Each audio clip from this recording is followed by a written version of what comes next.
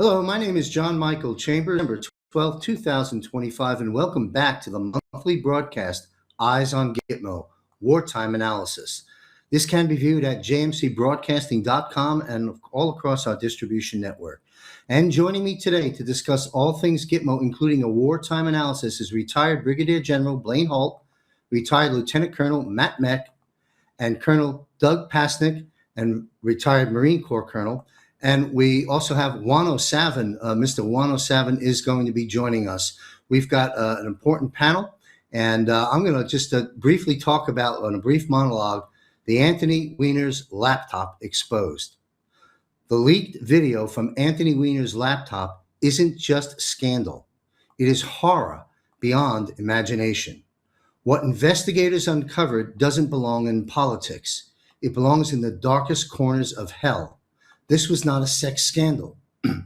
This was the exposure of depravity so vile it shattered even hardened FBI agents.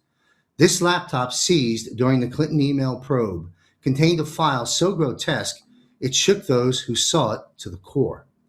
The whispers call it frazzle drip. Linked directly to Weiner and Huma Abedin, Hillary Clinton's closest ally, as we know, it allegedly depicts ritualistic acts so monstrous that they defy comprehension. Sources describe scenes worse than any horror film, enough to leave lifelong trauma. FBI insiders reported that hardened law enforcement broke down after viewing it.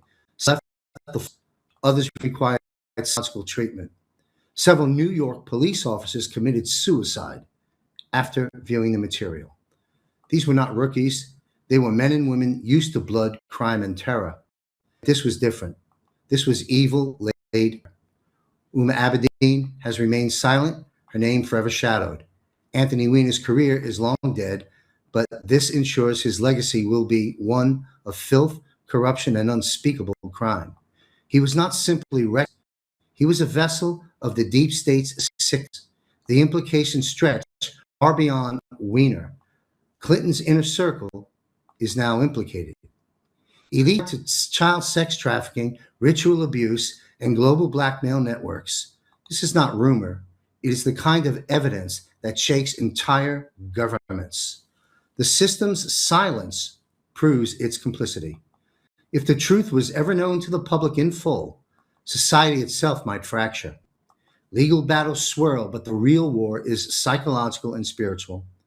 This laptop obliterated what little trust remained in our institutions. How many in power are compromised? How many are part of the cult that thrives on secrecy, suffering, and blood?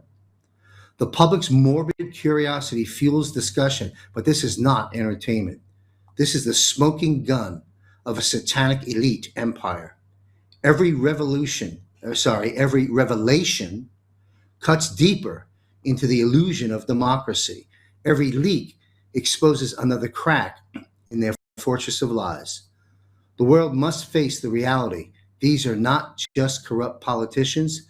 They are predators. They are monsters hiding behind smiles and titles.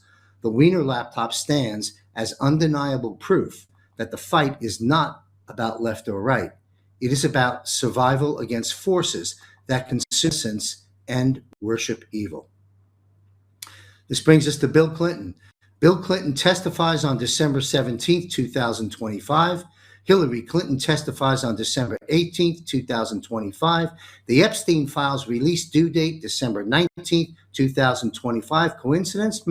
President Trump signed the Epstein Files Transparency Act into law November 19, 2025, requiring the Department of Justice to publicly release all unclassified records, documents, communications, and investigative materials related to Jeffrey Epstein and Ghislaine Maxwell 30 days. The due date for this release, again, is December 19th. Through the Department of Justice, though the Department of Justice may release materials earlier and could apply limited redaction ongoing investigations. All right, well, having laid that groundwork down, let's please bring on our esteemed panel to join this broadcast. Thank you, gentlemen, for being here. Before we further explore all that is going on at Gitmo, I'd like the panel to weigh in on a series of critically important events that are unfolding at this time. I went through that monologue, compliments of Guardian Daniel R. So I'd like you to weigh in on that. Let's begin with any comments on what you believe may take place concerning Bill and Hillary Clinton, having laid that groundwork a moment ago, as they are scheduled to testify next week. How do you see this ultimately playing out? And we'll begin with taking that retired Brigadier General Blaine Holt. Welcome, sir. Yeah, it's good to be with you. And yeah, it's a very interesting week. I don't believe any coincidence at all that we see some of the most harrowing and dangerous events happening around the world geopolitically, whether it's events in Europe, what we see happening and playing out in the Caribbean. I think that this provides an amazing cover for the lawfare that we see happening in D.C. right now. The GOP, the congressional GOP rather, has all but taken off the boxing gloves and said we're going after Trump as well. How do we know that? Because they have essentially blocked him on every single nominee he has, created more lawfare for the president to deal with, joined the Democrats in intense, detailed scrutiny of nonsense, where the Secretary of War is just trying to protect America under Article 2, Section 2, using presidential authorities. And here we have the Clintons.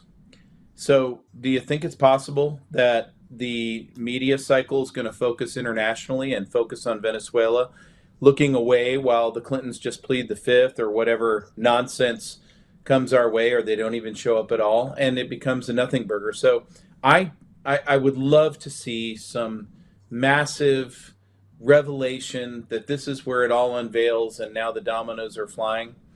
I just don't think I see any of that at all. And if I did see that, you can bet that Hillary and Bill Clinton would be on the other side of the planet in a country with no extradition treaty. Wow. Well, let me just do a quick follow up before we take that question around the panel, sir. To me, being a military operation, moves. It's a question: could moves be made if they sidestep everything? As you stated, the Clintons will do what they have to do before they face justice. Couldn't they end up in Gitmo? And if so, how? Well, they could, but that would be months away. And here's why that's so. President Trump has already got a problem in his admin. He's got a very disloyal chief of staff, in my view, my opinion only. He's got a very disloyal DOJ and FBI who have their own personal agendas. Again, I see no reason for pretense or political correctness in these veins. So some people will take great exception to my words. I absolutely could care less. So with folks that are supposed to be upholding the law, not upholding the law, no season of accountability, and then a Congress that absolutely is subverting the law. If the president wants to declare a state of emergency and an incapacitated government, he has that ability. And then maybe we'll get after these types of criminals. What I would suggest to you is there's far more danger and far more risk ahead of us right now with the cartels on every single main street in the United States of America, arm in arm with everything from the People's Liberation Army to Hezbollah, Tren Aragua, and they can be activated at any time. And as the president takes on the good fight, the fight against the cartels, the fight against every illicit activity on this planet, to include what you cited in your monologue, which is pedophilia, human trafficking, child destruction, mass murder.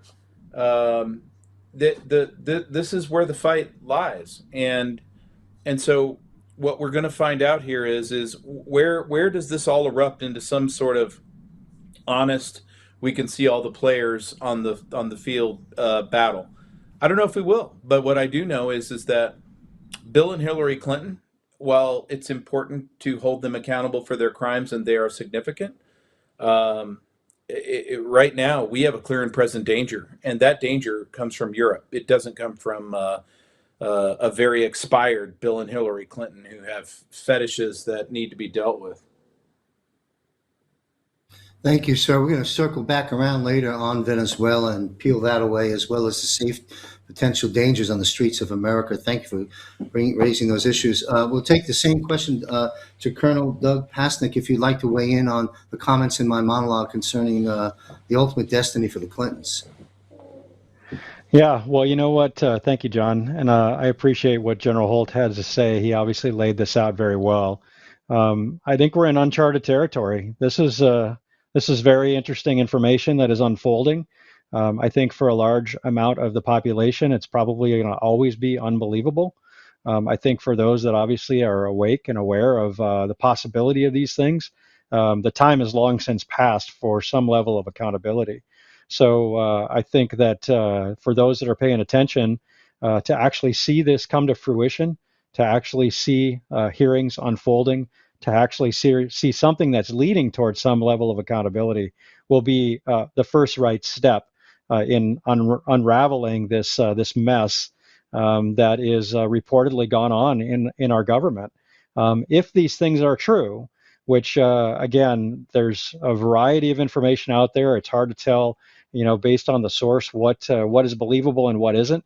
It's long since passed that this information get released to the public in some fashion, that it comes from a reputable source, and that it's portrayed to the people honestly in a way so that there can be justice.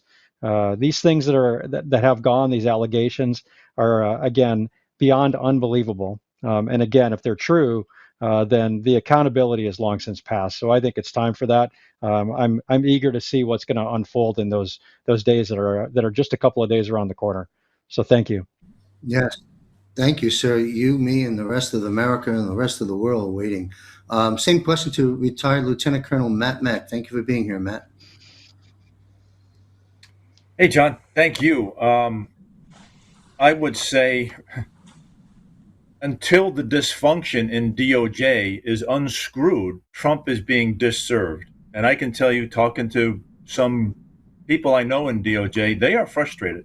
They are frustrated with Todd Blanche. They are frustrated with calling in Pam Bondi from Miami. So maybe the military, as General Holt said, maybe the government is incapacitated. I don't think there's another way to actually get results, because at least for the DOJ and at least for the CIA, they're at best dysfunctional, at worst working against President Trump, John. Yes, and we're going to jump into Pam Bondi and those related matters a bit further on as well. We'll dive into that. Um, Certain aspects of our MAGA movement, if you want to categorize it as such, certain elements within, it's a large portion of, circle around the narrative that it's the only way is the military, and I'm in that camp. I believe ultimately that is what's going to happen on, we'll call it the bigger names in the tougher cases. Okay, I think we have Juan O'Savin back, the feedback in. If Juan, you're with us, do you care to comment? I don't know if you heard the narrative, but we've got the Clintons getting ready to testify next week. We've got the Epstein files going to a new level next week as well. How do you see this potentially playing out, Juan? Well, this is an interesting moment because I believe, and I have nothing to base it on, but I have this gut instinct that Trump, being the showman that he is and trying to emphasize certain things, is going to sign his election national security order somewhere around the 21st, 22nd of December, which is the winter solstice. And he wants to, make a point of this is dark to light. All these things coming out. Now, the Clintons' testimony, I think it'll be very cagey. Neither of them has been forthcoming before. There was no real motivation to. And I expect something similar again, and that will dredge up a lot of old memories and things like that. Um, and then there'll be a response to it. Um, Anything Gitmo related with them is a bit further down the road. But this dark to light is going to include Trump then beginning to take the actions on the election matters and other, Russia, etc., in the wake of signing that emergency national order regarding elections, and then following it up with signing the executive order regarding elections, how they're going to be conducted. One day hand count, paper ballot counted where cast, etc. So that's the defining mark in Trump's entire history in public life will be that executive order and the emergency order. Even more important, what he did with signing, bringing to pass the COVID national security emergency, and the consequences of that. This is, elections were stolen because of the use of COVID as a cover for stealing elections all over the world. So, anyway. Well, thank you, Juan, and certainly a lot going on. The closing out of this month of December, unfortunately, all surrounding the glory of Christmas. Juan, I'm going to start with you. We've got good audio on you. You've done an incredible job at raising the awareness level concerning Tina Peters. You played a role raising the narrative and getting the attention of the president himself to free Tina.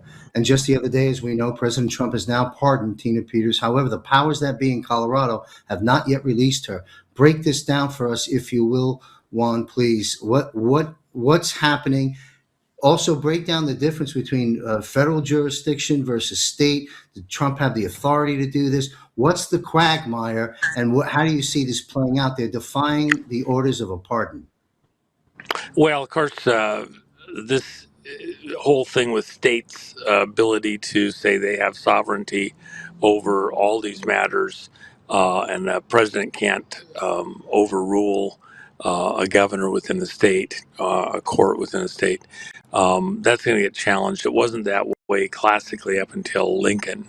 And then to assuage some of the concerns of, overreach in that wake of the Civil War, which was in part a states' rights issue. Lincoln saved the unity of the country, and so I think this has got to be revisited, sorted back out. But Tina's case technically is not a state case. It was run through the courts as a state case. They railroaded her to trial, and there was no exit lane that was allowed for her to, be able to say this is a federal issue, not a state issue. In fact, there was 41 times that motions were made so that Tina could provide a defense, including that they were adjudicating this in the state court, and that wasn't the proper jurisdiction because she was protecting federal election data and records. And by the way, as a um, elections clerk, county clerk, the data she was saving was in part for the House of Representatives. Remember, the electors take information that is gathered, recorded, um, uh, you know, processed by the election clerk or the clerk of the county. And then those electors take that to the Congress and provide the information for the electoral count. But that's all done by the clerks. So I think this is going to be revisited. Was Tina's case wrongly tried in a state court? And that's clearly what's going to come out, is that it was. Thank you. Real quick, Juan. I know you're closely held with the Tina Peters camp. How is she doing? She's a fighter. She's pissed off. She's upset. She's tired, as any of us would imagine. She's been mistreated while she was in prison too, and so now we have a federal investigation of how the prisons are operating in Colorado, and she'll be a witness and a whistleblower in that too as time goes on. So her role is going to expand, not narrow, as time goes on. Got it. Thank you, Juan. We'll go around the panel. If anybody else would like to comment, retired Brigadier General Blaine Holt, any comments on the Tina Peters matter? Yeah, it's Tina has become a symbol of all that's wrong with our nation right now, and that we are a nation in distress. that the rule of law is all but non-existent right now, that there is lawfare. Certainly we have copious amounts and voluminous amounts of that. But, I refer back to what I was talking earlier in the swamp. President Trump has very clear political enemies when he looks at Schumer or when he looks at Hakeem Jeffries. But that's not where the problem lies. The problem lies in Speaker Johnson and Leader Thune, who have not codified one executive order, refused to get all of his judicial selections and his nominations confirmed, fight the president every step of the way, look for more money for Ukraine, a senseless war that needed to end yesterday, and prove time after time that the Jeb Bush or Bush family is in firm control of the GOP and is prepared to fight the president every step of the way. Well, the casualty in all of this is America First MAGA. And the president needs to stop sympathizing to try to mend all sides and bring everybody together, because they're not going to be brought together. And that's where we are. And I'm I'm a military strategist. I'm a very, very strong student of history. I can take you right through the Buchanan administration all the way up to the Dock Street Theater and the cocktail party at the Battery in Charleston, South Carolina. We are heading to a very bad place if this doesn't get addressed out of the Oval Office. Got it. Thank you, sir. Lieutenant Colonel Matt, do you want to weigh in on the Tina issue? Sure. And I communicate with Tina and some of her team regularly. As of last checking in, she's still in solitary confinement. They call it the SHU, the Special Housing Unit, which is typically reserved for the worst of the worst criminals in a prison system. One of her attorneys, John Case, was going to be on Steve Bannon's War Room evening show today, but had to reschedule for tomorrow because there was an emergency in Tina's case. Not in Tina, but Tina's case. Don't know what it is. I've reached out to Peter Tickton if he could give me any further information. But I think something we're going to find here, kind of dovetailing what Juan said, a wonderful lady named Marley Hornick, who's doing a lot of work and investigation, and she briefed Ed Martin and others in DOJ in executing her duties as clerk in Mesa County, Colorado, in a federal election. And Marley cites congressional and court precedent for this. Tina was a federal officer. So this really is going to become a crime of the state of Colorado against a federal officer, and Tina Peters in the capacity, John, that she was overseeing a federal election. I think Colorado has opened up a can of whip ass that they didn't want to. Yeah, well, you know what? The boomerang is going to be happening later. I think some arrests are in order. Thank you, Matt. Colonel Doug Pasnick, do you want to weigh in on the Tina Peters matter? That's from the panel are spot on, and I know there's a group of people on here who have been following this for a long time. The interesting thing from my perspective is what it really means at the state level for other states. If anybody's been watching, and not everybody is aware of what has happened to Tina Peters, the injustice, but the reality of the fact that she was doing her job, she was placed in a position where she had responsibilities, and she did exactly what anyone with integrity would do. They stood, and she did what she was required to do with regards to her responsibilities of her job. To see that this is still going on now 5 years after the fact, and we still now are persecuting an elderly woman who I know Juan has mentioned this before. If you can't protect your women in a country, then we've got beyond serious problems. So what does this say to other clerks across the nation in the 3,100 plus counties that we have that also want to do their job, but recognize the risk? And unfortunately, they potentially don't have the moral courage or the physical courage necessary to do the next right thing. I applaud Tina. I've never met Tina. I know her story. She is an inspiration to others and will always be. But what is yet to happen in this saga is accountability.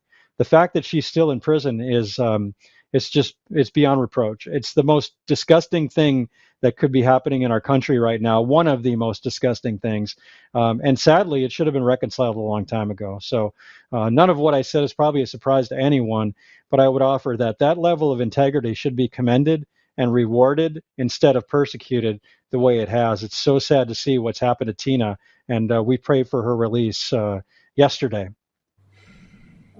Thank you, sir. Yes, we sure do. And let's hope and pray that this has an ending that first and foremost has Tina free and healthy, and then have the whole political backlash of it work the way it should work out. Let's change the subject, gentlemen. I want to talk about Venezuela. Allow me just a minute to sort of set the tone, because there's so much going on there. I'll unpack it a bit, and then we'll bring the question to the panel.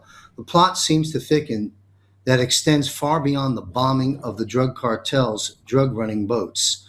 Just the other day, U.S. forces seized an oil tanker off the coast of Venezuela by deploying from helicopters U.S. military on board the vessel. And thanks to the clandestine, brave, and brilliant work of Patrick Byrne, we've come to learn much, much more about what Venezuela has been up to when it comes to election theft and the stealing of elections from 72 different countries, of course, and including right here at home in the United States. Emerald Robinson's done some very good reporting at Lindell TV. She's been interviewing Pat Byrne as of recent, and has reported that the communist dictator of Venezuela back then, Hugo Chavez, rigged the 2008 Iowa Democrat presidential caucus on January 3rd, 2008 for Barack Obama. This according to a whistleblower testimony from ex-Smartmatic employees now in federal custody. And now we have a message from Venezuela to America, and I quote, "We are ready for a prolonged war.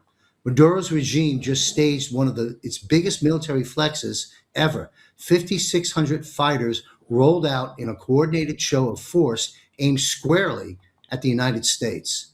Please break down all that is going on here with Venezuela and why this is such a critically important country in that region, and how you potentially see this playing out." We'll start at the top of the panel with Brigadier General Blaine Holt.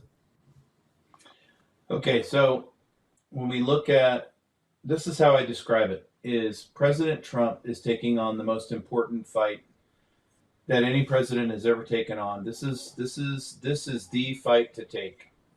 And it's not just about drugs, but that is a good enough predicate to take this fight, because 70,000 Americans per year lose their lives to the combination of the cartels and the Chinese Communist Party. The stolen elections, they are a good enough reason to take this fight. Although that is a smaller battle in this bigger war. The president, if you thought about all the world's illicit activity, all of it, the money laundering, the child trafficking, the human trafficking, the organ harvesting, the cooked elections, the shady central bankers, the shady private bankers, the intelligence agencies who are co-opted, the unified deep state between the different intelligence agencies that I'll be polite enough not to name here. It all is the cartels provide the vascular system to that. And if you looked at all of that mess as a Jenga tower, as the Jenga game, the big tower of blocks, the president is pulling on the bottom block. He is yanking on it.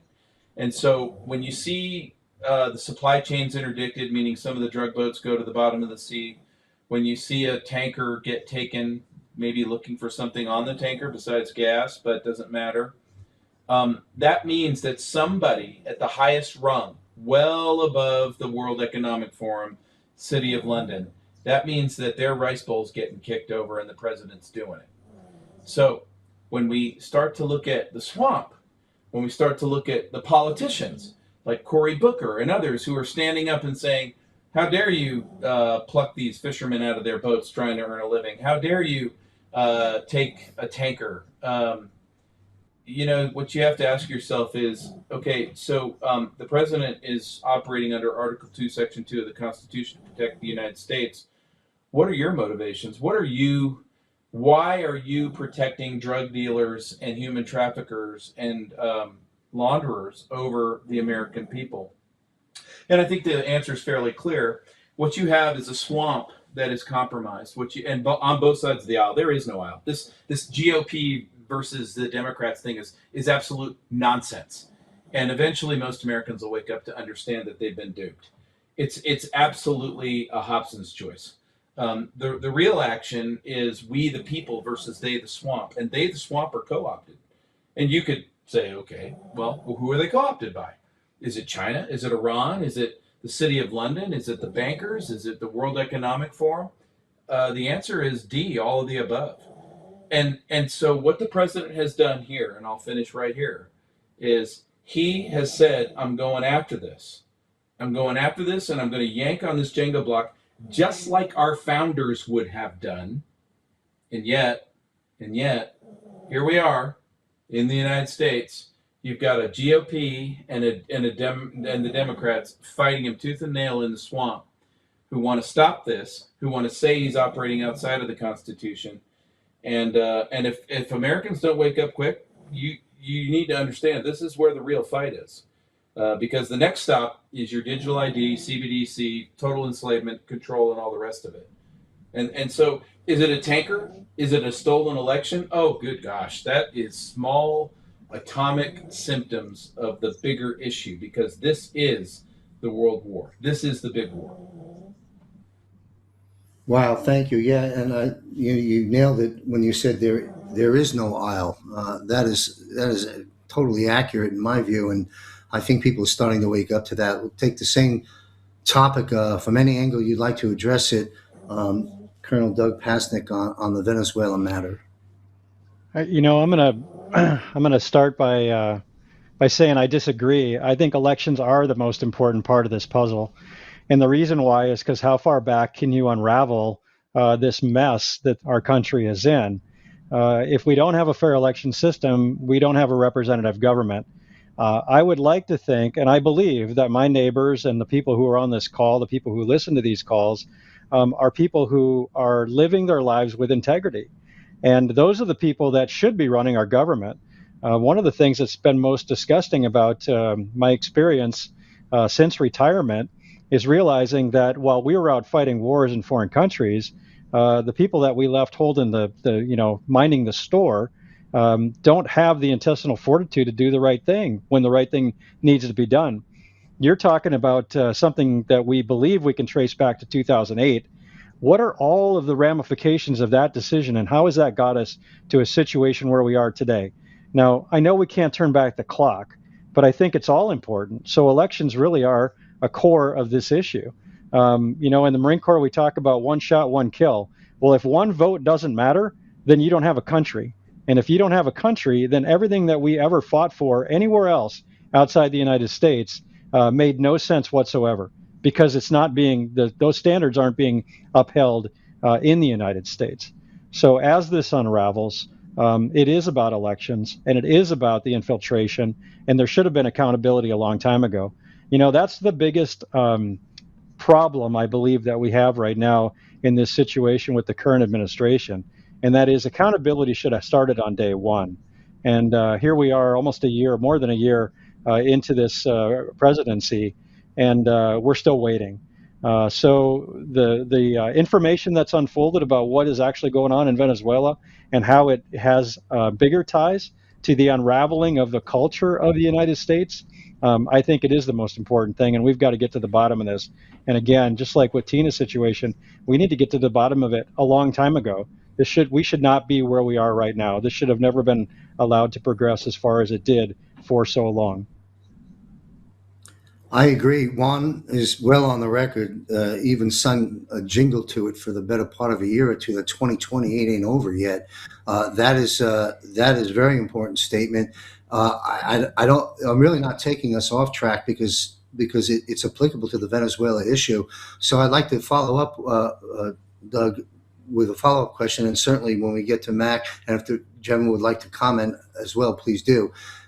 On the subject of exposing, which has been done to a large degree in this present administration officially, the theft of elections in various jurisdictions and so forth.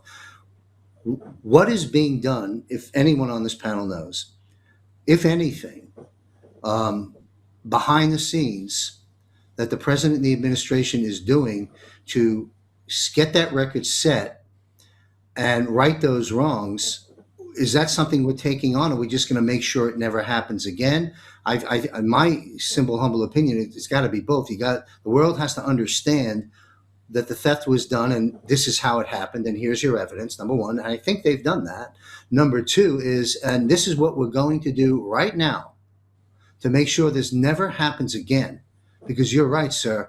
If we don't get, look, you gentlemen in variety of capacities have been on the front line in foreign land protecting this nation and oftentimes giving these foreign nations the ability to vote when in free and fair elections, of which we don't have here at home. And sadly, we're finding out from that many of those countries don't have it either. I'm a little bit long-winded. My follow-up question to you, sir, and the panel, please weigh in on this before we get into a new subject, is what is being done to make sure this never happens again? We got midterms coming up, and then we've got another general election. Before you know it, it's in front of us. What's being done, if anything, that you know of, sir? I'm going to let Matt speak to it because I think he can probably cover it better than I can because of the information that gets discussed on the coalition with regards to elections. But what I will comment on that I do think is important is we can't wait for something to be done from at the national level. And so that means that everybody that's listening to this call, everybody that has the ability to be empowered needs to be empowered at the local level. I mean, you've heard Lieutenant General Flynn mention this before. Local action has national impact. Well, the ability to change this trajectory of what has happened in elections, and I'll say it's not just about 2020, because when you start rolling back the clock and you start looking at what has happened in your local, wherever you're living, state, county, whatever, you're going to find anomalies that haven't been addressed. At least I believe you will, probably in more counties and more states than not. I happen to live in a state right now where our governor was elected before our election was ever certified. And that was all done very blatant in the public forum, and there was no accountability. And what the local people have found that have tried to bring accountability to this state is the courts are corrupt. And so you find yourself in a situation where you can't wait for something to happen at the national level. Matter of fact, we shouldn't want or need national intervention to solve our local problems.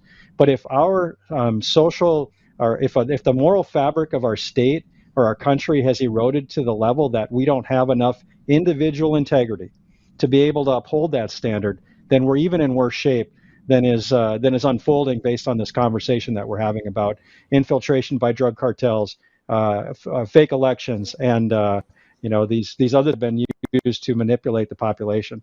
So I'm going to start with local action, and then I'm going to defer to Matt to comment on what may be happening at the national level.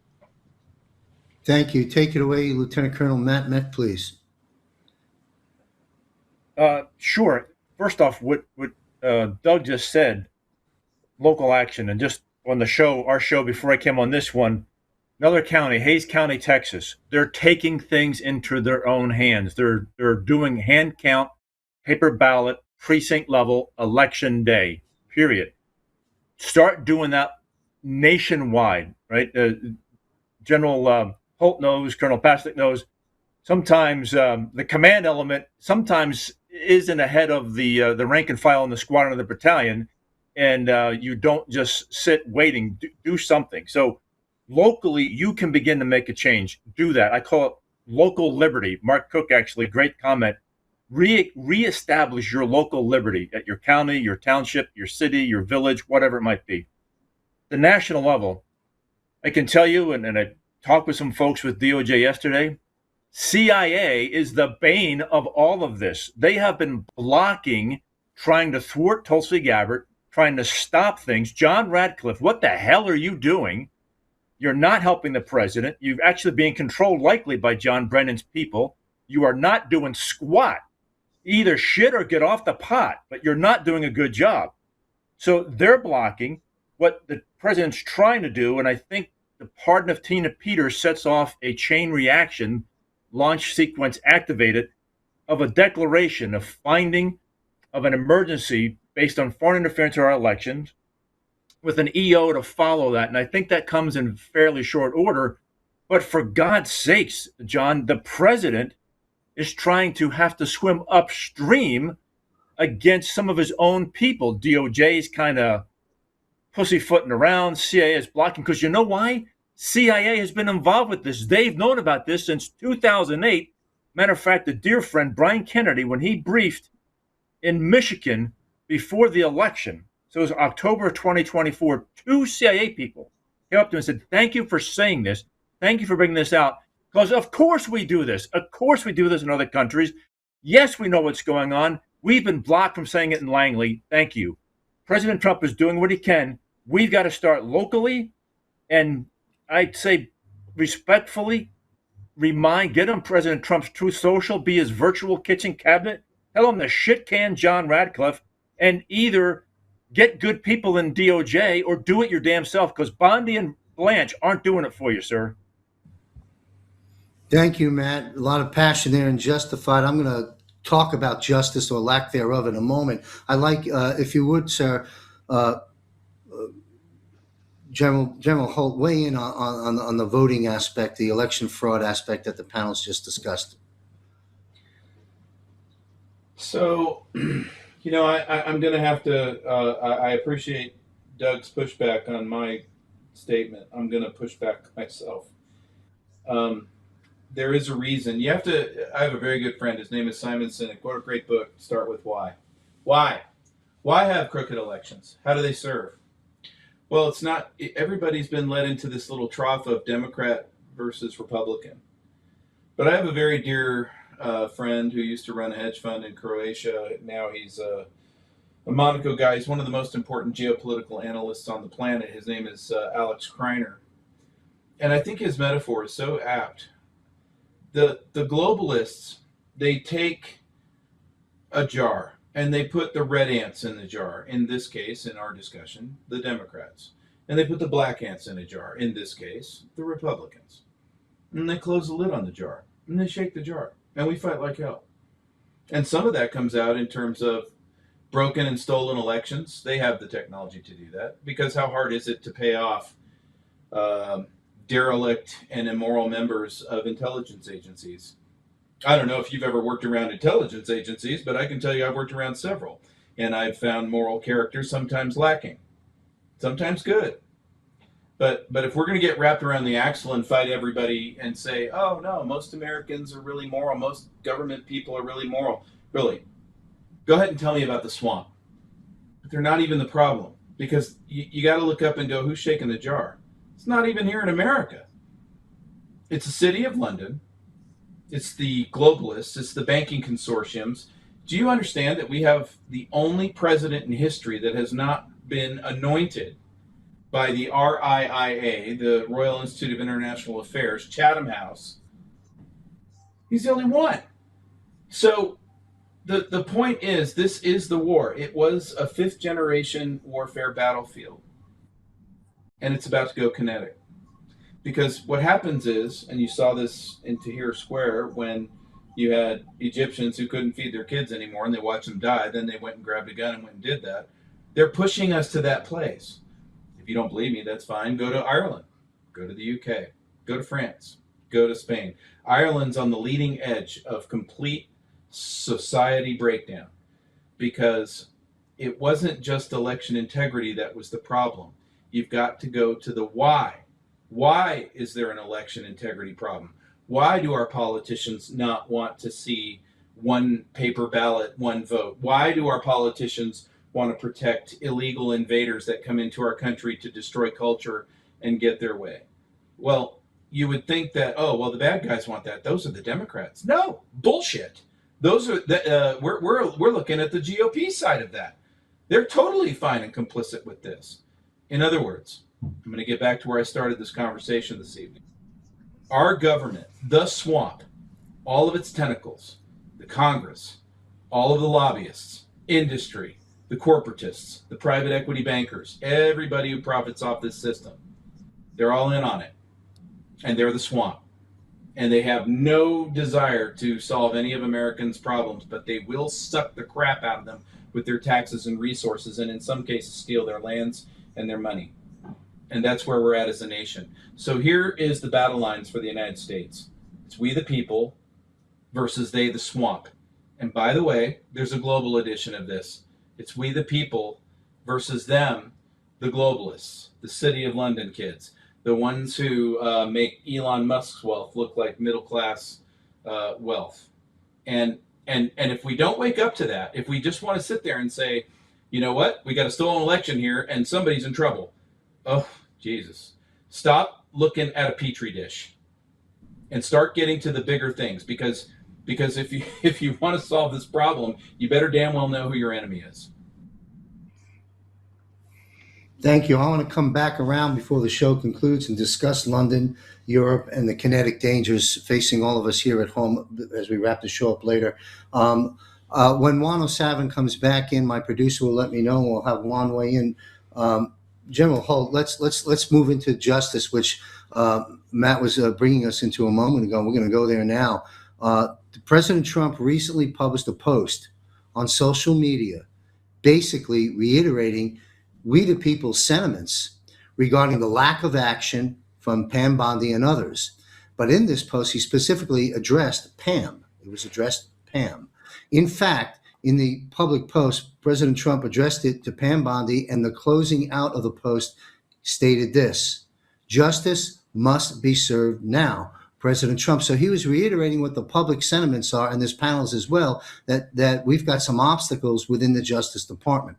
General Flynn has publicly addressed this as well, asking President Trump to remove Pam Bondi immediately, to be replaced, in the General Flynn's view, by Sidney Powell. So there's a lot of narrative going on there about lack of justice within the Justice Department. So what's your take, General Holt, on Pam Bondi?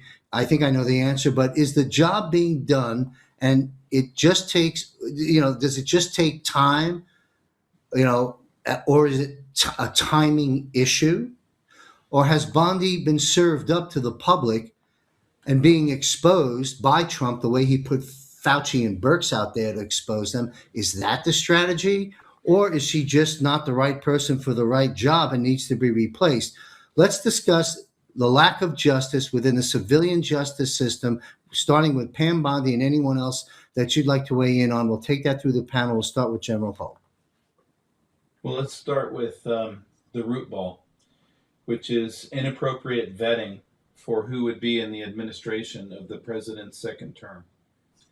And part of the vetting process should have been, where are the relationships?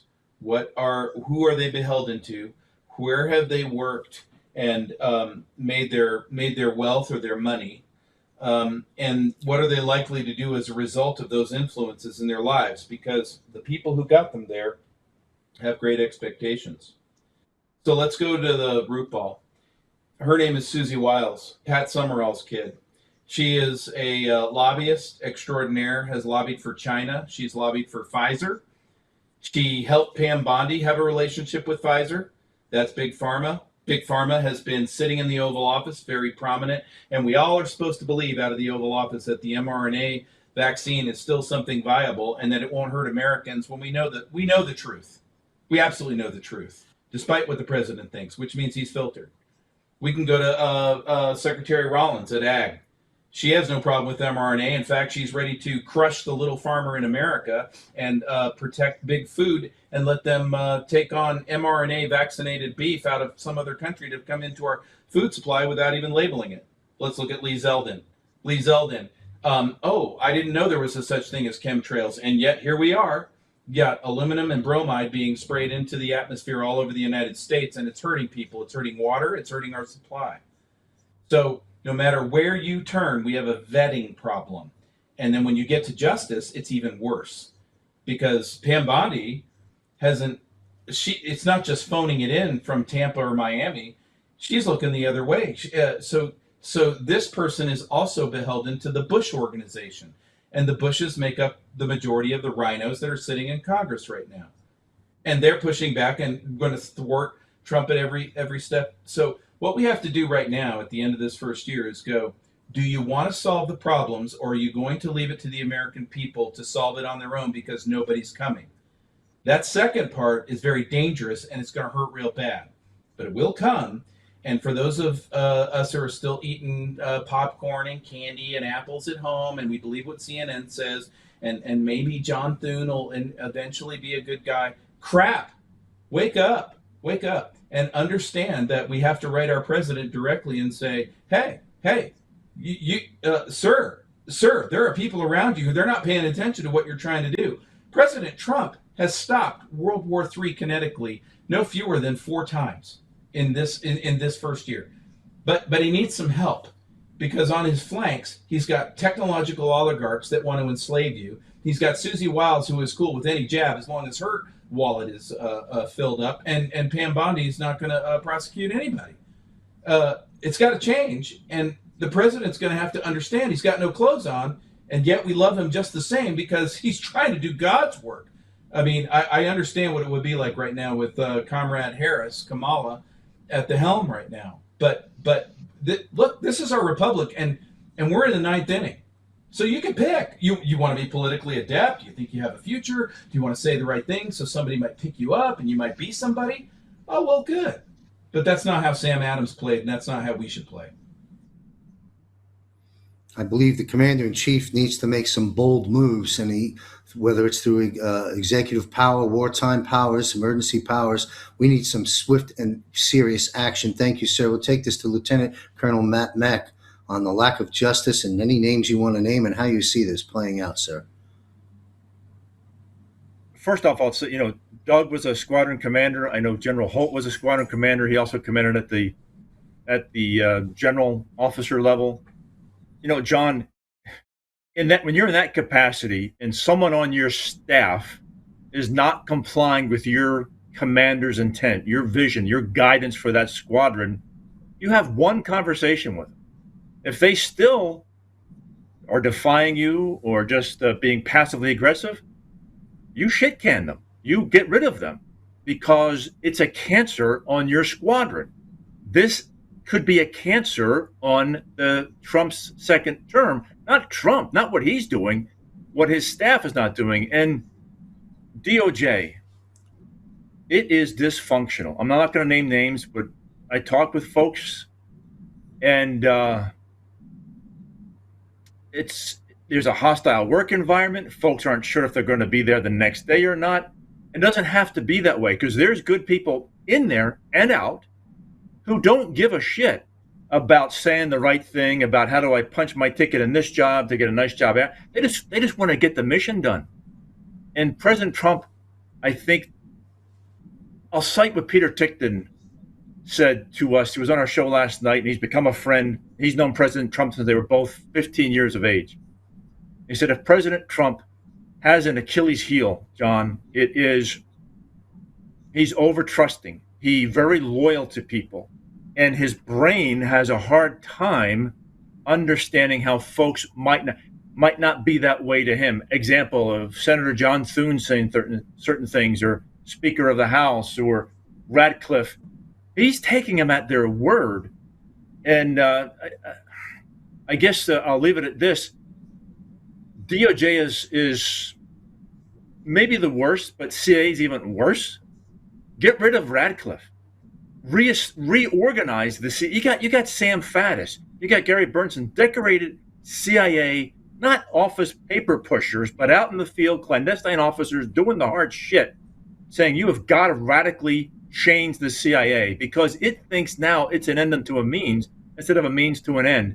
And they're all working adverse to what President Trump wants. Why is Tulsi having to fight CIA? For God's sake, she's over CIA.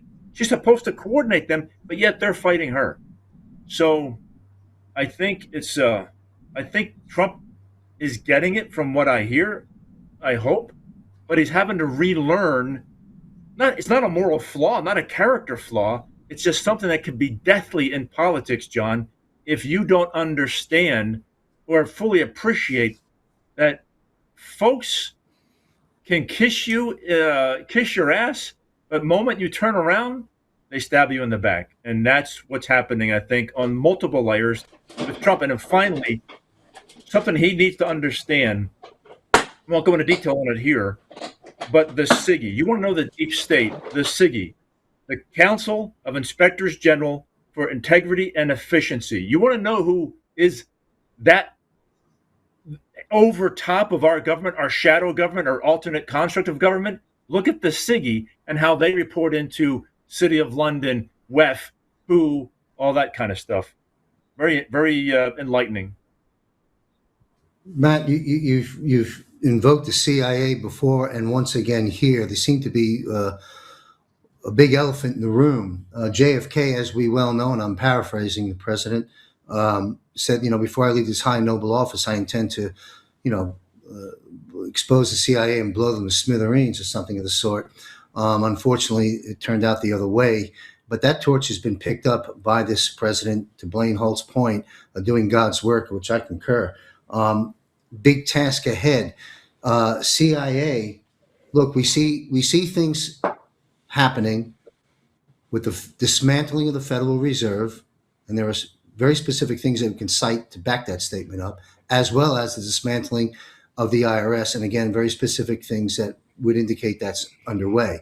That having been said, do you see the possibility of JFK's vision for the CIA unfolding over this Trump administration term?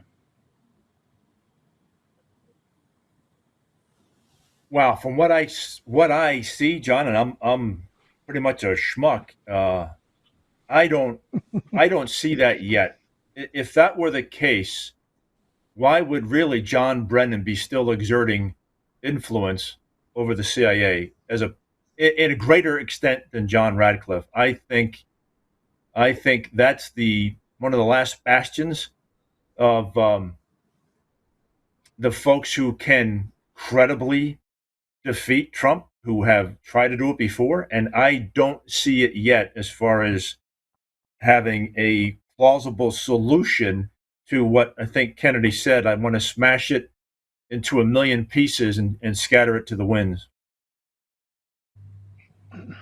Yes, thank you. What comes to my mind, we're going to take this narrative over to Doug in just a moment, but we have Comey, on the carpet. We've got the narrative on Clapper and Brennan and Strzok and Page and all those folks, and both three-letter organizations, one with the F and one with the C, and as those play out, whether it's through civilian or ends up over in Gitmo, which is where I think it's going to end up, in my humble layman's opinion, when justice finally gets served and all that narrative, those 50 some odd that lied about the Hunter laptop, all of that in those organizations, and we're talking CIA here as well, when that narrative really starts to become unpacked as they go through the justice system, whether it's in civilian or military, perhaps in there at the end of that is a light at the end of the tunnel that can move a narrative forward to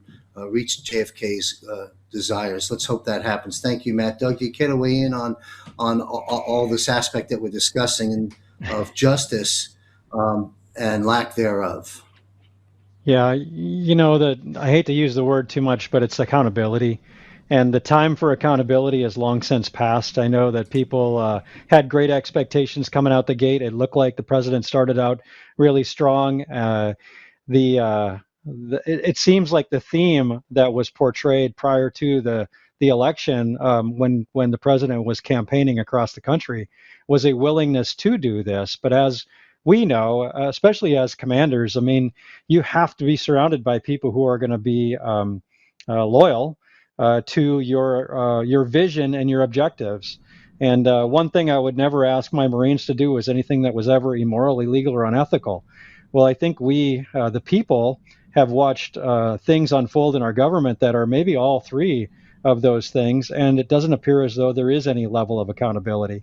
And the days for accountability are long since past. So how the president decides to move forward with that, I venture not to speculate, but I do think General Flynn's call for a change is spot on, and it should have happened a long time ago, 9 months ago, actually, or even more so.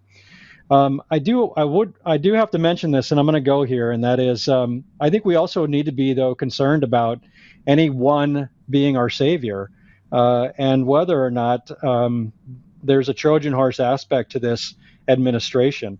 If the president can't get control of the things that General Holt mentioned, the accountability for what happened during the pandemic, that was an information operation and a direct attack on the people. The people know it. I think a lot of people know it, I should say, and the people are expecting some level of accountability. That dialogue seems like it just has not happened since the president took office. The second thing is this control grid that's being implemented around the world. I mean, we see it. We've seen the president pony up next to people who have great capability in the technological world to make these types of things happen. Is he in a position to facilitate it, or is he going to oppose it? And some people, have got opinions about him playing some kind of 5G chess or something like that. That's yet to be seen. But candidly, the things that we're seeing with regards to accountability with what happened with the pandemic, and also what's going on with the control grid implementation, is very concerning. And it should be very concerning to the people, because if these things come, well, one of them already came, but if this control grid is implemented, that's the death of America, and that's the death of the republic. Thank you, sir. Juan O'Savin is well on the record stating that, unless he's retracted it, Matt can correct me, but I haven't seen it, and he hasn't said it to me on or off air, but that America, as much as we've been through, particularly with the COVID pandemic psyop, that we have yet to hit our near-death experience. In other words, that hasn't occurred thus far, all the way this late in the game in this war. And he's on the record stating the same thing about the U.S. dollar itself, that it won't collapse, but it's going to have a near-death experience as well. And these are pretty big statements. And the only reason I'm invoking this is you inspired me to say this thing, that as things progressively, while things are getting done in many areas, we just haven't been there on this particular broadcast, but all the things that this great panel has raised are great concerns for our sovereignty as individuals, thus our sovereignty as a nation. I think if Juan is correct, and he's been highly accurate on many of his assertions over these years, I think that when we get to that precipice, and we're almost there, he has the authority, does he not, as commander-in-chief through wartime powers and things perhaps above my pay grade, where he can aggressively do what needs to be done to protect this nation. I sure as hell hope that that happens. But let me, and anyone can weigh in on anything I've just said. John, I was going to say one thing. Yeah.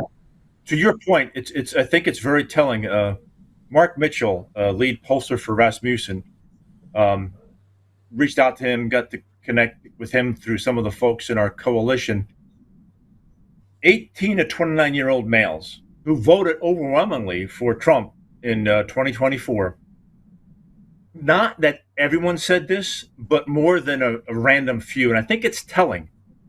Not that they want a dictator, but they're waiting. They thought, I'm trying to get the right phrase, where's our Franco? Go back to the Spanish Civil War, and you had Generalissimo Francisco Franco had to extirpate communism out of Spain.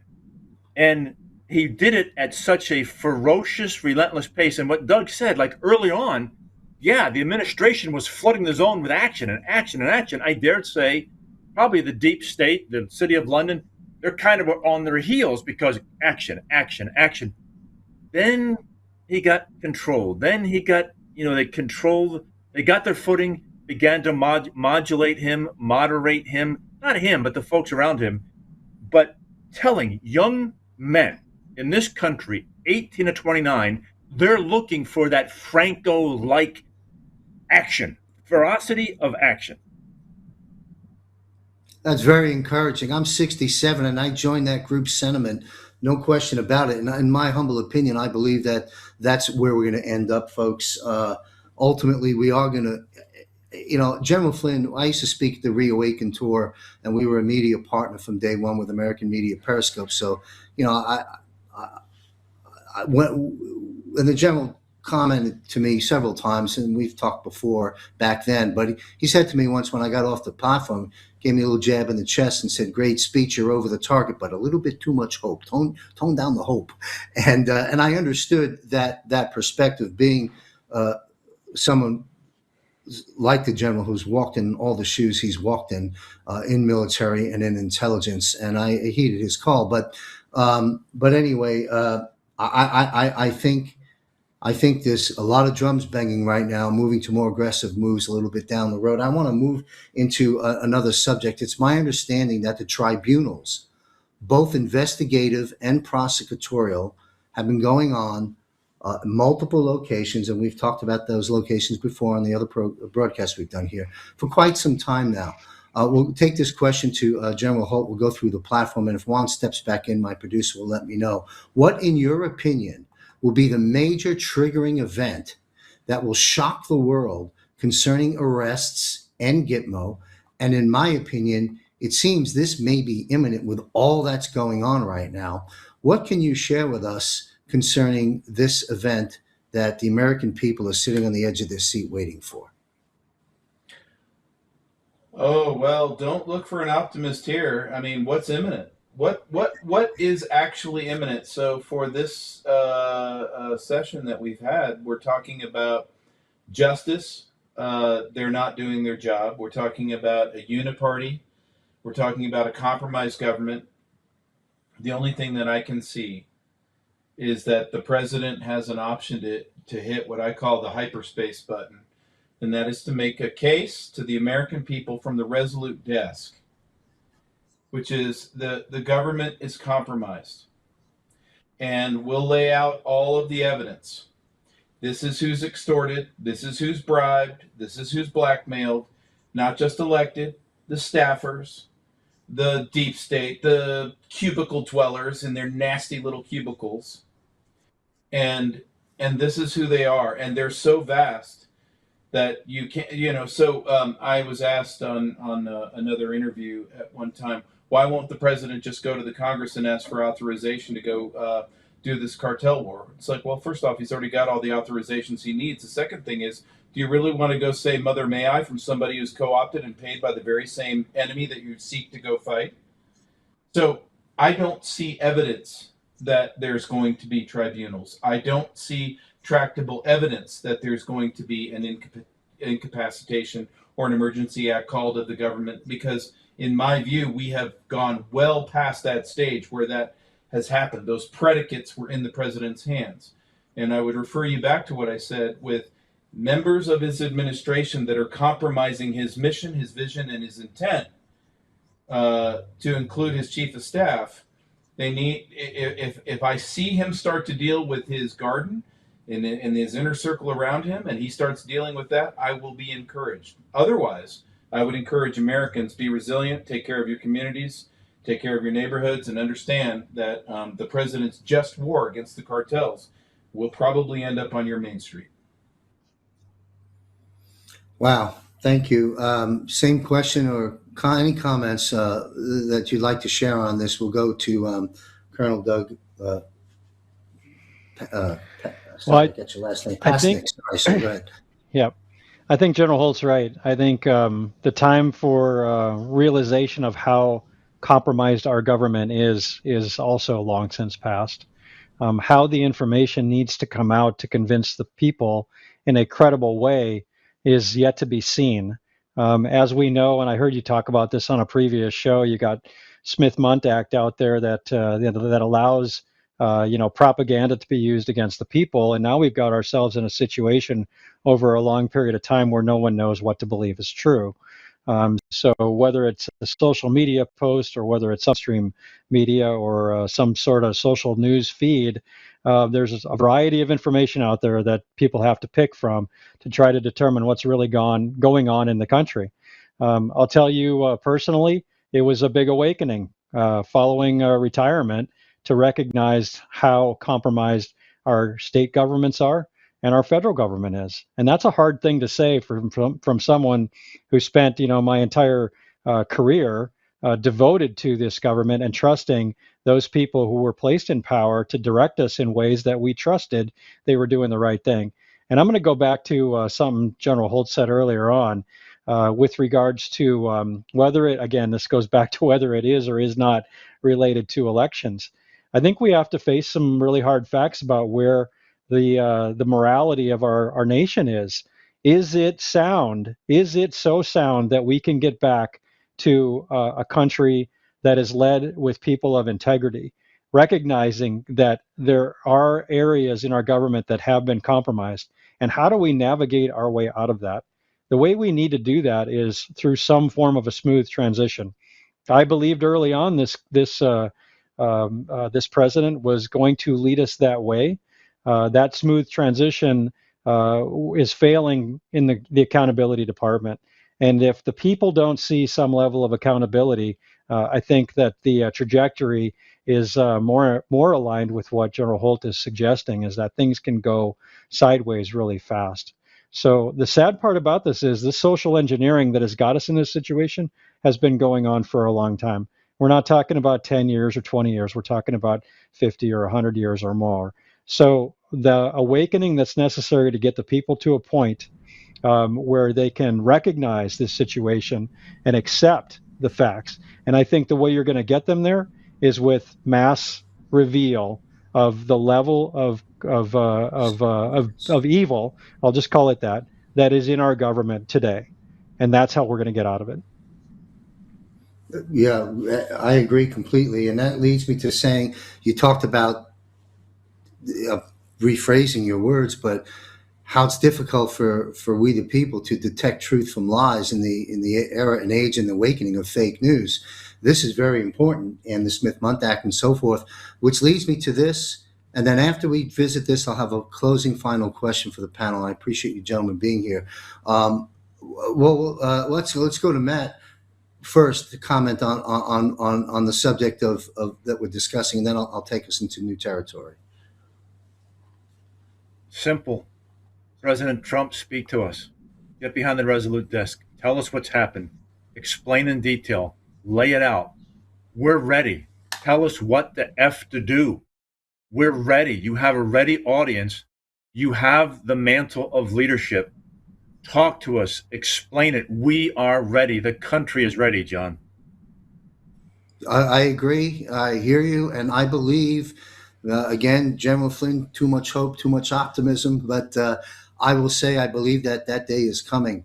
It has to come. We're going to win this thing ultimately. And it's going to take some bold moves from the commander-in-chief to get her done, as they say. I want to address this issue. We'll start with Matt. We'll go backwards. And then I'll close this out with the subject that's been raised throughout this dialogue, namely by General Holt. And I want to visit, as we close out later, Europe, London, and the kinetic dangers in the streets of America and what we can do about it. But before we get there, Matt, good question to start with you on. We've spoken before on this platform about the media center that which you had a hand in, as I understand, helping in some capacity be constructed over there at Gitmo, which is also interesting, the YMCA song that the president constantly has been promoting since his campaign in 2016 forward. Anyone want to jump in and tell us why he uses that YMCA song before I get into the serious question? No one knows? I have no clue. I do. I have a clue. Maybe it's just fun stuff, but it's my understanding that that vicinity of Gitmo was once a YMCA. So YMCA, there you have that. But anyway, let's get down to a serious matter here. Matt, concerning the media center that you've described very well in previous broadcasts on Eyes on Gitmo here, just how will this be used?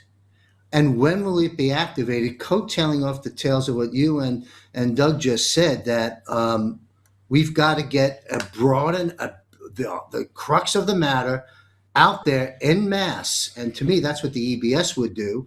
And that's what Gitmo's media center would do. Please take us there, Matt. Your views on that. Well, I can comment on how it was, the nation stage of that was used in the past. It was to provide as much transparency as possible for the media, for NGOs, to see that we were doing a process that we thought the best we could, that was fair, that was transparent. They could see it. They could see questions answered. They could see folks who were detainees. They could respond. We explained the whole process. We would educate them. So I think it's certainly going to be used that way to be transparent, to show exactly what we're doing.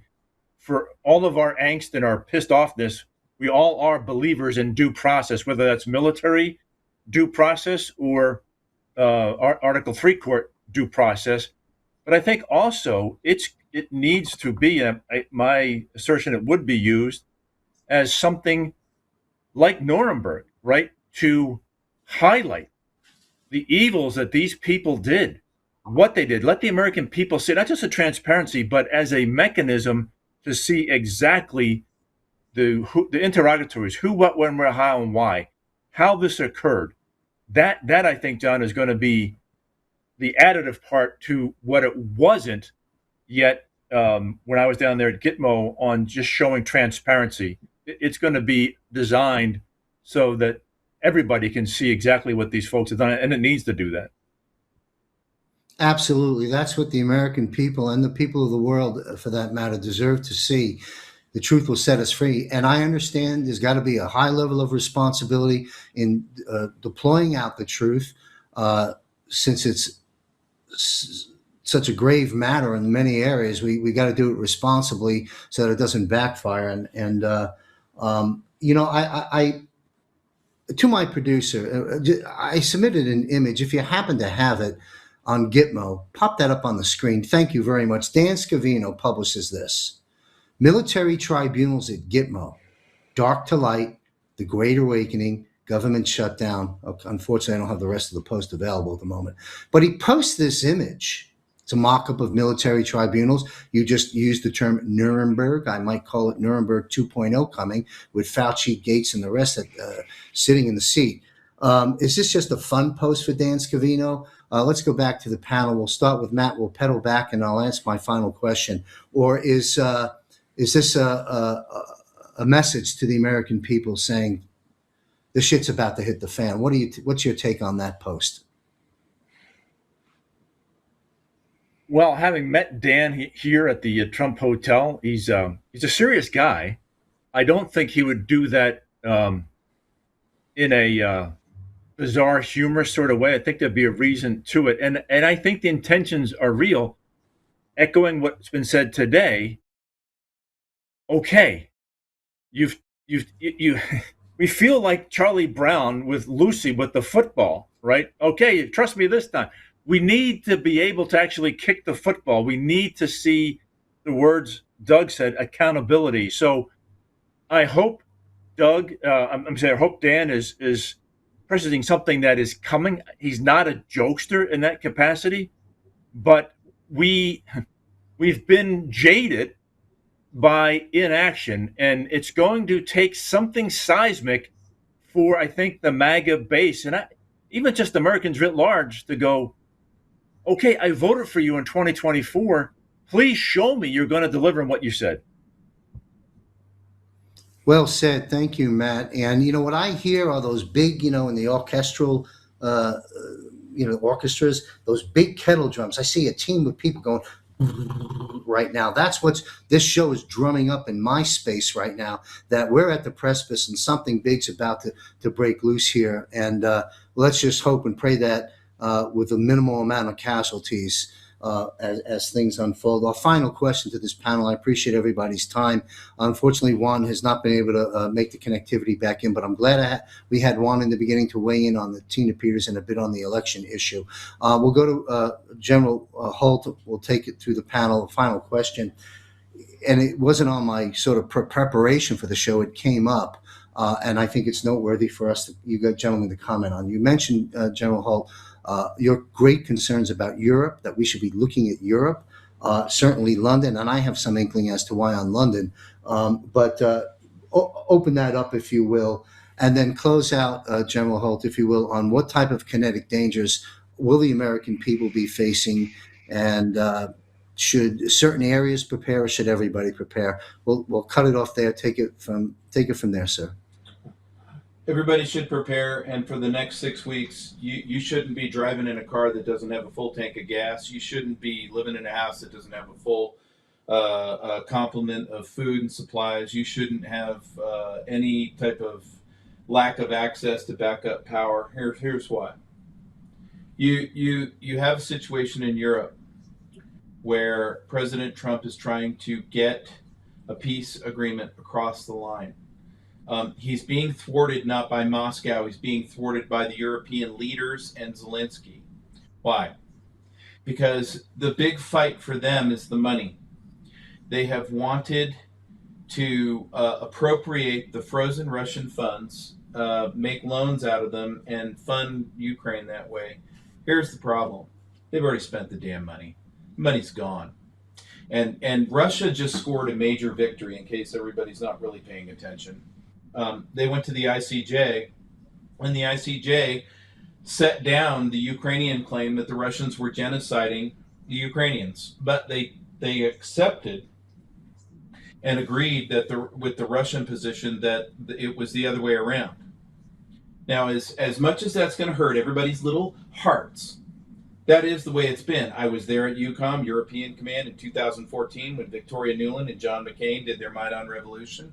And then we went into the Minsk Accords. And it was not that the Ukrainians were getting hammered by the Russians. It was quite the other way around. That's what the court battle's about. So now let me take you through it. You've got a European Union that's deindustrialized itself, slaughtered itself on the cult of climate change, spent all these billions of dollars with kickbacks and $48 billion worth of corruption, destroyed the European future, and Putin bad. Well, here's the next shoe to drop. Now that you've got these court decisions, and the Europeans are going to be in a bad position to freeze the Russian assets because they thought they'd be able to make that part of a reparations package. It's actually going to be the Russians that are going to be suing for reparations. So they've got the European globalist leaders, the World Economic Forum, selected, anointed leaders, never elected, into a corner. So now, have we seen this before? World War I, World War II, where a false flag becomes the menu choice of the day. What I'm telling you is desperate people do desperate things. They don't want to face accountability, or the Europeans. They want a big damn war, and they're willing to slaughter millions more than what's been slaughtered in Ukraine for it. And so while President Trump's trying to close this deal, my concern and my worry, and what we should all be concerned about and prepared for, is that they're going to try to create some sort of false flag event in the next 6 weeks, whenever it happens. And there'll be some event here in the United States or over in Europe, and we'll find Russian bomb parts, I can assure you. And we'll all then know that the Russians are really the bad guys we thought they were. And now nobody say anything, otherwise you're anti-American and anti-NATO. And we'll be off to the races like we were in World War I and World War II. And the hive mind will take over. So my advice at a tactical level is you can't control any of that. What you can do is be resilient with your communities, take care of your neighbors, trust in God, trust in your Creator, and do the best you can, but definitely prepare to be resilient in a time of great stress in case our president and his chess game goes awry. Great advice. Thank you, sir. And I think this dovetails into Juan, who isn't here right now to comment, but that we have not hit our near-death experience. So you heard it straight from retired Brigadier General Blaine Holt. Heed the call. Thank you, sir. Same question to close out the show. We'll go to Matt Mack. John, I really can't add anything more to that. I think in order to salvage their survival, that swamp, international, domestic, they'll do whatever they have to do to preserve. And so I echo what he said. And remember, when the Roman Empire was falling, the Goths and Visigoths were outside the gates. What were a lot of the Roman senators doing, John? They were making deals with these invaders so they could personally enrich themselves when they were suiciding their culture. And that's happening right now if things don't change. Thank you very much. We'll take the question to Colonel Doug. Yeah, thank you, John. And you know what? Thanks, General Holt, for spelling it out. It's hard to say these types of things and paint the picture of what's truly possible. I think when personally you've come to the point where you can recognize the level of compromise again in our government, we've talked about that at great length on the show today. I think that that's actually brings some comfort to know that now I know that we're surrounded. We go to Chesty Puller at the Chosin Reservoir said being surrounded by the enemy simplified the problem because I just have to pick a direction and start fighting in it. So when it comes to people that I get a chance to talk to, the first question I always ask them is they usually ask, what should I do? And the first thing I always say is you should pray. You should pray for guidance. And when you get guidance, then you need to act on that guidance. The thing we're lacking right now, I think, in our country is people that are acting. They're being acted upon. And if you watch what's happening over in Europe right now, we see this unfolding, and we don't want that situation to come to our shores. So the way we change that trajectory is more people being aware of the situation that we are in, accepting the situation for what it is, and then doing that next right thing, whatever it is that you're being compelled on. One of the novelties about being in the military was it's an all-volunteer force. And interestingly enough, you have enough people that do all the different tasks that are required to run an organization, and it's all done through volunteers. Well, the reality is we have a volunteer country, but we only have a volunteer country that works is if we have a country of people who participate. And the thing that it appears that we're lacking, and once again, why we're in this situation, is because we've outsourced almost everything to other people. We've outsourced the law to lawyers. We've outsourced our spirituality to priests and spiritual leaders. And we've outsourced our medical health, our personal health, to doctors. And we can't be in that situation. We've gotten ourselves into this problem because we've outsourced all of these things to other people, when in reality, God's been telling us all along the things that we need to do to have a country, to have a community, and to how to live in integrity. And candidly, how to recognize the difference between good and evil, and to stop calling things what they are not. There's a lot of people who love working in this gray space, and I don't see things as gray anymore. They're either good or they're evil, and you need to pick a side, and that time's now. And the last thing I'll say is, to General Holt's point, is get to know your neighbors, because the strength in the community is going to start right there with who's around you. And the fact that they may not be politically aligned, but the reality is they have the same needs that you do. And when things start going south, if we band together, we can be much stronger than if we allow those divisions to rip us apart. Great analysis and great advice. Thank you, Colonel Doug Pasnick. I know you do some radio, you have some radio presence. Where can people connect up with you? I've actually stayed away from the national issues and really focused on the local issues. I do a local radio show every Saturday morning on iHeartRadio. It's called the Freedom Hour, and I'm on with a gentleman. His name's Gary Cordery. He's running for governor here in Hawaii. And we are doing exactly what General Flynn said to do, and that is local action has national impact. So we're compelled right now to try to get the message that you are portraying to this audience out to our local people. And we're using radio. It's old school, but you know what? We've got to use all the tools that are available to us, and that's that's the method one of the methods that's we're doing that with here. So it's called the Freedom Hour on iHeartRadio every Saturday morning at 8:00 on KHVH. Well, thank you. We at JMC Broadcasting are looking at old school terrestrial television and radio now to expand and reach an audience that may not be following us on our standard distribution network. But thank you, Colonel, for being here and weighing in on these important subjects. Matt, retired Lieutenant Colonel Matt Mack, I know where to follow you. Tell our audience how to follow you, those that aren't watching you on your broadcast network. Every Monday through Friday, starting at 7 p.m. Eastern Time, On Tap with PPN, co-host the show with Warren Armour.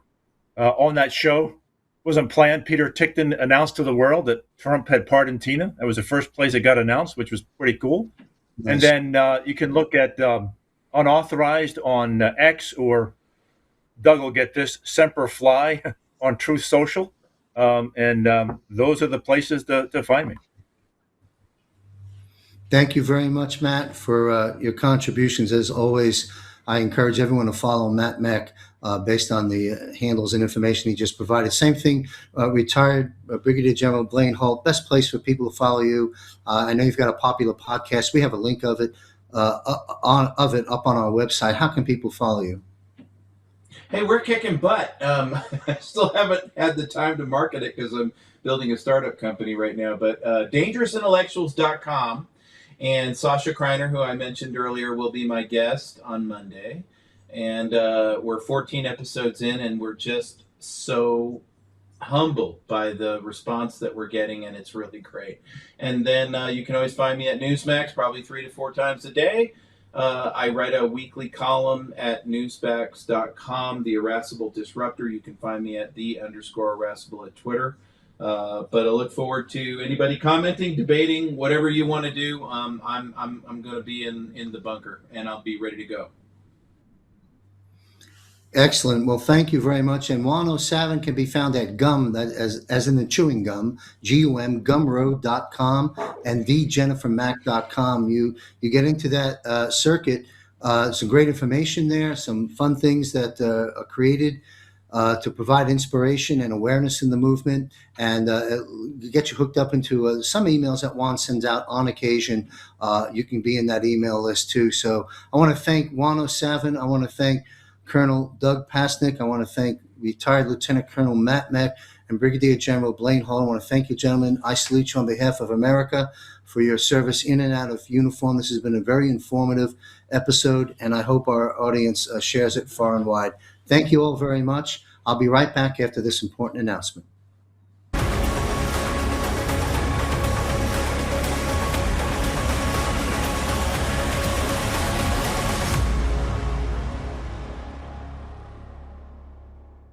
John Michael Chambers continues to lead the way with JMC Broadcasting's military and intelligence reporting. All broadcasts are free to the public. Want more? Get up close and personal with John and guests by joining JMC's Patriot Premium Portal for just $9.99 monthly subscription. Receive JMC's weekly newsletter update, which includes a 60-minute audio of JMC Unplugged, where John highlights in a candid conversation the events of the week.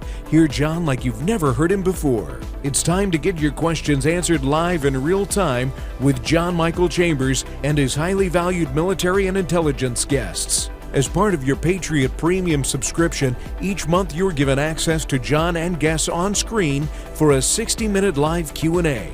Guests may include, but not limited to, Juan O'Savin, Ricardo Bosi, Sheila Holm, Blaine Holt, Michael Jaco, Sheriff Richard Mack, Dr. Sherry Tenpenny, the Patriot Street Fighter Scott McKay, Dr. Mark Sherwood, and many, many others.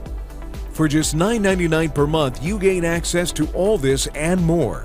Your subscription fee helps fuel the JMC broadcasting engine at this critical juncture in this global defense war. Visit jmcbroadcasting.com and click on the Patriot Premium Portal subscription promo.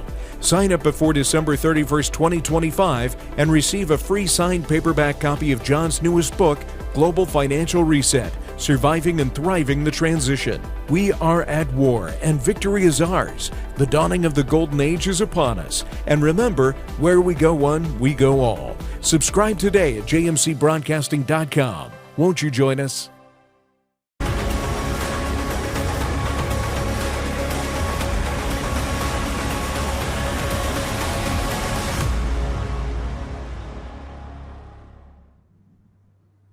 All right. Well, thank you for joining us in this important broadcast. Eyes on Gitmo publishes once a month. We'll be back in the new year, January. 6 weeks of some considerable changes and danger lying ahead as this panel has convened to us. We also publish Global Defense War, different military panel once a month. I publish every other Monday at 6 p.m. Eastern, BOSI Briefs. That's retired Lieutenant Colonel Ricardo Bosi of Australia One. We also publish now special report with Sheila Home once a month at JMC Broadcasting. And of course, we have a weekly live broadcast covering the financial reset, the global financial reset, the GFR show, every Wednesday, 8:30 p.m. Eastern at JMC Broadcasting, Rumble, and the various distribution networks. Also, I publish once a month Conversations of Consequence, where I feature some of the most important voices of our time. We get to learn about them, perhaps from childhood forward, what their journey is about, and have them weigh in on the current events. And lastly, we have something called Daily Briefs right on the homepage of our website, where each and every day, 7 days a week, we have my war reports, we have news behind the news with Sean Morgan, as well as Tsunami of Truth with Christy Allen. And these broadcasts are short. That's why they're called Daily Briefs. They're usually 3 to 5 minutes, occasionally a little bit longer. Eyes on Gitmo will return monthly. Be sure to subscribe for free at jmcbroadcasting.com and receive my weekly newsletter and JMC audio update. Also, we've just launched a premium portal. Visit jmcbroadcasting.com and click on Premium Portal. Learn about the benefits in there, one of which is you can speak with live with your password access with me once a month on a Patriot Q&A hour. I'll have with me various different guests. Maybe you'll see Juan O'Savin, Ricardo Bosi, Sheila Home, various folks that you see me interview. You can find this by visiting jmcbroadcasting.com. Consider joining our premium portal. It also helps fuel the engine here at JMC Broadcasting. Could use your support. So I want to thank our esteemed panel once again. My message to everyone is stay alert, eyes wide open, ears to the ground, pray, plan and prepare, and continue to do your part. We're almost at the finish line. Where we go one, we go all. Be safe, and may God be with you.